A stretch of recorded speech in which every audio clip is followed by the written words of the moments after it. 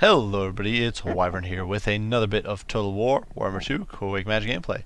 This time around we are playing as the sneaky Skaven against the forces of the Empire on the map Mosquito Swamps. And so, as you probably almost immediately can see here, we do have two Help at Abominations, and we are already casting a spell on one. So this is going to be a little bit of a troll game, and I do want to kind of break down what my strategy here is before things really kick off. For my Lord, I did bring Lord Skrulk, of course, because he's just the most generically useful hero, or Lord. Most of his spell, I did actually bring most of his spells with him. I do have Pestilent Birth, Vermintide, Wither to debuff enemy, Greatswords or Heavy Cav if I need to deal with them, Blessed with Filth, and Pestilent Breath, of course, to wipe out squishy units. Of course, he does have Aura of Pestilence to debuff enemy melee attack nearby, and the usual stand your ground, Rod of Corruption, and Liber Bubonicus, which of course do some great work for your troops. My front line is a mix of Plague Monks as well as Clanrats and Clanrat Spears. I only have one unit of Clanrat Spears because I was too poor to afford more Clanrat Spears, but which really says something about how much I invest in these Help at Abominations. But this is a decent front line against Empire, except Greatswords. Nothing Empire puts up against you can really hold up to this. Though, as we can see here with this very suicidal, flagellant heavy build, my opponent will actually be able to trade pretty effectively, especially with the Clanrats. Then, for my hero, I do have a Warlock Engineer on the flank, and as you can see, we are not bringing Howling Warp Gale as his only spell this time around. As his only spell, we do have Skitterleap, which is a cool little stalk ability that gives you plus 24% speed. It's basically like Night Shroud for the Goblin Shaman, except honestly much better because it does give you that 24% move speed on top of Stalk for the same cost. The only downside compared to a Night Shroud is that it only has 200 instead of 300 range, which is basically irrelevant. I also did bring Warpstone Armor simply to make this guy a little more useful in melee once things do break down. And if I need to, for example, siphon off Greatsword units like that.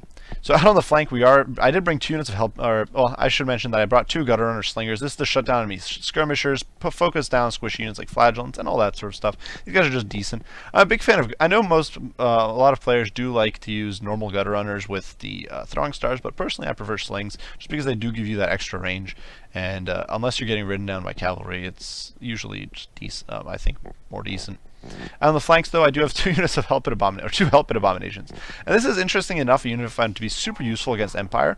You do have to be very careful about shutting down enemy shooting and preventing shooting from really doing a number on them. But otherwise, Help at Abominations are very tanky, and they are one of your few solutions or few counters to Empire Heavy Cav.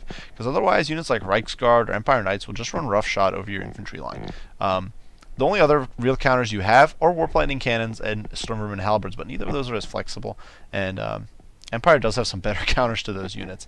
Like, for example, Greatswords shut down Stormvermin pretty effectively. So, definitely, the Help at Abominations can be decent, though they're, of course, very susceptible to shooting.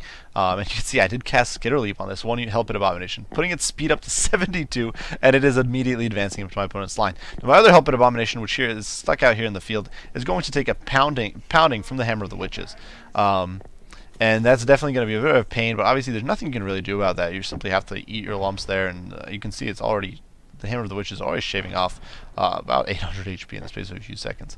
Unfortunately for my opponent, though, you can see those Flagellants getting pecked away at, losing a good amount of HP there to the fire from the Slingers.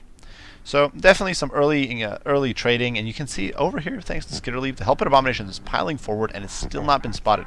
Now, I did suspect that my opponent had the Silver Bullets actually hidden here, though it turns out to be Sterling's Revenge. My opponent's front line, as you can see, is composed entirely of Tattersouls, Sigmar's Sons, and Flagellants, except for this one unit of Greatswords in the center to deal with heavily armored stuff. And these guys will trade pretty well with just about any squishy unit Skaven put on the field, though definitely they'll get brutalized in the process because they're low melee defense and low survivability. In the backline, my opponent does have 2 units of Free Company Militia, which are actually pretty decent against most of the Skaven monsters, just because the monsters don't tend to have much in the way of armor. Sterling's Revenge with its AP can deal with Doom Wheels, and they are obviously immune to psychology, so they won't rout. Volkmar, of course, on his Pimp Chariot up here on the Volkswagen, can actually do a good bit of work as well. Now, my opponent didn't actually bring Banishment here, which is a little surprising. But with Grand Soulfire, Grand Shield of Faith, Grand Hammer of Sigmar, he has some great buffs, and he's very tanky thanks to the Jade Griffin. Finally, the Hammer of Witches here can really apply some pressure to my big units. You can see already my poor Help at Abomination has been knocked down by about a third of its HP, and with that net of a Mintock from the Light Wizard, even more. And the Light Wizard is using a pretty standard-ish, I would say, sort of lineup of spells. Fast Protection, Shem's Burning Gaze, which can actually do really well against the units like Hell Pit Abomination here with its regeneration. And of course Net of Mintok, though no Power Stone, so definitely Winds of Magic could be a problem for my opponent. Where you can see the Hell Pit Abomination is just piling through the fire, jumping into these Free Company Militia and doing a little bit of damage, but shortly thereafter I'm going to push right through and go after Volkmar and summon some Plague Monks on top of the Sterling's Revenge, trying to shut them down for good. Over here the Great Swords are initially I actually thought the Sterling's Revenge, because the Sterling's Revenge is not a unit you see all too often. My assumption had actually been that this wasn't Sterling's Revenge, but the Silver Bullets, so definitely a little bit of a mistake here perhaps with the Plague Monks, because the Plague Monks will do nowhere near as well against Sterling's Revenge. Nonetheless, you can see the Hell Pit Abomination already laying a smackdown of Volkmar, who has popped Grand Shield of Faith to try to protect himself, and has popped Frost Protection to protect himself in melee. In the meantime, on the flanks here, you can see the Clan Rats slugging it out with Flagellants, which is not great for them, but with the help of the Warlock Engineer, I can siphon off the HP on these Flagellants. On the other flank, the Clan Rats are actually going to win against these Flagellants thanks to the fire from the Gutter Runners, who I most likely should have flanked with and gone after these Free Company with. In the meantime, I'm desperately trying to take this Hammer of the Witches offline. I've even pushed through with the Hell Pit Abomination, and now summoned some Clan Rats on top of it. But definitely things are looking a little grim. You can see the Hell Pit Abomination here taking a storm of fire from all these angry Sterling's Revenge and angry Free Company Militia, and I just don't have the resources to shut these units down. Definitely making a huge mistake not using my Gutter Runners into melee to shut down this unit of Free Company Militia, prevent it from firing, because it's going to do a lot of work to this poor Hell Pit Abomination. That said, the Hammer of the Witches is now offline, though you can see a Net of Mintok going down on my poor Hell Pit Abomination. It's going to take a world beating from all these troops, even as Volkmar simply rolls away and ignores me. Nonetheless, the Tattersouls are getting torn up by these Plague Monks. Of course, with Skrulk's help, these guys are going to be in for a bad time. And unfortunately, you can see the Hell Pit Abomination here just getting annihilated by that Crossfire. And despite the Clan Rats taking the Hammer of the Witches offline, it's really not going to be long for this world. You can see rather too hideous to die, causing Skaven slaves to appear, rather than giving me that burst of healing that I so desperately needed. Nonetheless, the Skaven slaves are going to run into the Sterling's Revenge just to buy me some more time and hopefully try to keep this other Hell Pit Abomination alive, which is really my main hope right now of shutting down Volkmar. Over here you can see the Flagellants getting whittled down by the effect from the Warlock Engineer, and it's doing definitely some great work against the Flagellants, just chewing away at their HP pool. And you can see the Warlock Engineer just racking up those kills, most of those probably from the drain HP, and I have forgotten about these Clan Rats spears on the flank, so definitely a bit of a big mistake. Similarly, these Clan Rats are sitting around doing nothing. My Hell Pit, though, has gotten a burst of healing, so unlike the other Hell Pit that exploded and died, this one has gotten its little burst of healing, so it's able to pursue Volkmar here and apply some nasty pressure to him. In the meantime, over here, another summon of Clan Rats, applying pressure to the Free Company Militia. These Plague Monks who I summoned are finally disintegrating and kind of falling away. And the Hell Pit Abomination, despite standing your ground, is obviously just getting annihilated here by Focus Fire, though the Hammer of Witches is going to be taken offline a second time by a unit of courageous Plague Monks, even as Skrulk jumps into the back of these Great Swords and starts beating the snot out of them. In the meantime, Sigmar's Sons are falling apart, though Flagellants are coming in to help, and you can see definitely that Drain HP is really kicking in and really doing me a serious favor here.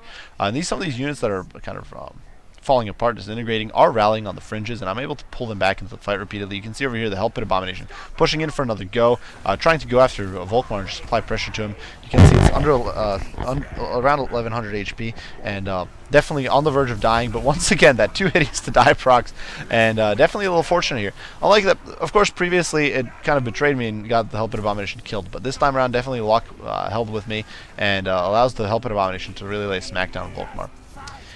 On melee, obviously, the Free Company Militia are nowhere near as good against the Hell Pit, though it's basically reached its healing cap. You can see another Shem's Burning Gaze going in on Lord Skrulk, and I'm now really trying to deal with the last kind of vestiges of my opponent's army. The Flagellants over here, only 3 models of them, getting picked apart by Gutter Runners. Definitely a bit of waste of ammo there, but oh well, what can you do? Over here, Gutter Runners are the Plague Monks are going to be able to rally, and you can see really at this point it's just Volkmar and his unbreakable units, as the rest of the army does shatter. A handful of Flagellants are not going to be too much of a challenge to the Plague Monks, and even to Skrulk, and of course Volkmar is really low on HP, so at this point it's just going to be about 35 seconds or 30 seconds of killing Flagellants. I should have just deployed these troops in there, and I simply forgot. So yeah, that's going to be game. So definitely some mistaken deployment with my flankers. I should have used the Gutter Runner Slingers to shut down my opponent's shooting. Had they managed to shut down that Free Company Militia, I would have been in a much stronger position. Nonetheless, Skitterleap proved to be rather useful. Now, perhaps a better idea would have been to drop the Hell Pit Abomination, one of the Hell Pit Abominations, keep Skitterleap for one of them, and bring additional units of some other sort. Bring perhaps 2 more Plague Monks, or more Clan Rats to swamp my opponent with, or maybe 2 Rat Ogres, something like that. Could have perhaps been more useful. Because with the 2 help Abominations, my opponent was able to just focus 1 out, and that was definitely a little problem.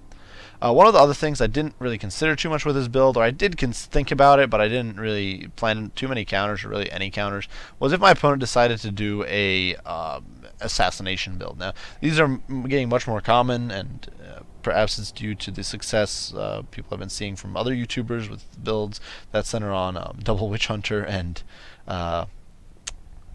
Balthazar Gelt, running with, of course, the Final Transmutation, and these can, of course, brutalize lords. And they're really powerful, especially against factions like Skaven, who just don't have a tanky lord. So it's definitely something you want to consider. The problem is that Skaven don't really have a lord who's actually good against those sorts of gooning builds. Because if you decide to go with a Screaming Bell, it does give you more HP, but it makes you super susceptible to ranged fire. Similarly, bring a Bone Crusher does the same, penalizes you in much the same way if you bring a Lord on a Warlord on a Bone Crusher. And plus, of course, Witch Hunters themselves have armor-piercing range damage, so they can just apply pressure to you while they're whittling you down with Accusation, whereas normally they can't, at least can't shoot you. So I've decided to just roll with Skrulk. Definitely made it. I could have definitely invested in some Warp Lightning Cannons, and that's another thing you could do. If you don't bring 2 Hell Pit Abominations, you can invest in Warp Lightning Cannons, and perhaps bring Howling Warp Gale, and then maybe more Clanrat Spears to defend your cannon, to shut down flyers and annoying lords like that. Because the Witch Hunters aren't that hard to shut down themselves, you can kind of goon them out with Plague Monks and Infantry, because they're not very good in melee. Nonetheless, great game to my opponent, Gloober here. I do think this is a pretty cool build, and not necessarily bad against Skaven. One of the big lacks with this build is lack of armor piercing, which, while it might seem that you don't really need it against Skaven, you do sometimes have to deal with Stormvermin, especially Stormvermin with Halberds, because as we discussed before, they're one of the few counters Skaven really have against Empire Heavy Cav. So, I do think a little more armor piercing would be good here. I personally am not a big fan of Hammer Witches. I'm not a big fan of artillery in general. I think you'd be better served bringing 2 units of handguns or a unit of Outriders and something else than these units. I also think the massive Unbreakable front line might have been a little bit overkill. You might have been a little better off. So if you drop the Hammer of the Witches and drop 2 Flagellants, you could cram in an additional unit of Great Swords and 2 Outriders, which in my opinion would be a better setup against Skaven in general. But nonetheless, that's my opinion. I definitely still think this is a very powerful build. Definitely very solid, and definitely a good game to my opponent. I do hope you guys enjoyed the video. If you did, be sure to leave a like and subscribe down below. If you have any comments, criticism, any questions, anything like that, be sure to share them.